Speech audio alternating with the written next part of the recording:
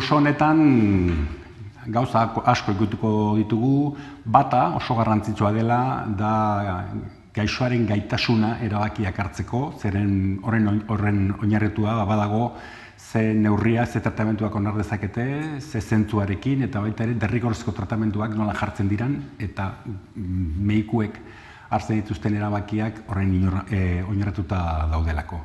Baita ere, gaixoaren egoera, konparaketa beste medikuntzako espezialidadearekin, gobernantza klinikoaren arauak, eta horretaz ibiliko gea, bilatu nahiean psikiatria eta osasun mentalaren bideak.